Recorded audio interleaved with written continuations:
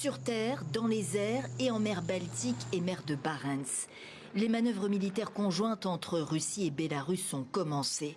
Premiers exercices entre ces deux alliés stratégiques depuis l'invasion massive de l'Ukraine en février 2022.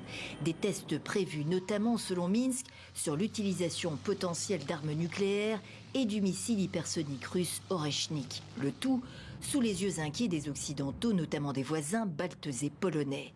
Varsovie a d'ailleurs fermé sa frontière avec le Bélarus jusqu'à nouvel ordre, précise le ministre de l'Intérieur. Ces manœuvres sont dirigées contre la Pologne et l'Union européenne. Ce sont des entraînements à des scénarios de guerre agressifs contre notre pays. Quelques jours après l'intrusion de drones russes dans son espace aérien, la Pologne est encore sous le choc. Une certitude désormais pour le président Nawrocki à l'issue d'un conseil de sécurité nationale jeudi.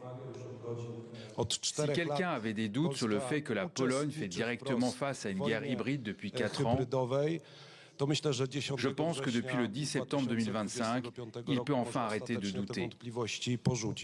Varsovie annonce une coopération étroite avec l'Ukraine pour construire une barrière anti-drone. Kiev a appelé les Européens à repenser leur défense aérienne. Pour le président Zelensky, Moscou a voulu tester la réactivité occidentale.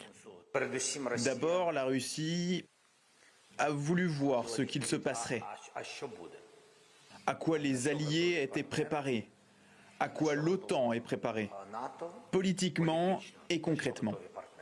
Paris et Berlin ont convoqué les représentants diplomatiques de la Russie. À Washington, le président, qui a d'abord évoqué une possible erreur, est à nouveau interrogé par la presse. Votre patience tient encore face à Poutine ? Elle commence à être à bout. Il va falloir agir de façon très forte, ajoute Donald Trump, seul dirigeant occidental à accorder le bénéfice du doute au Kremlin dans cette crise des drones. Ce vendredi, le Conseil de sécurité de l'ONU se réunit en session extraordinaire à la demande de la Pologne.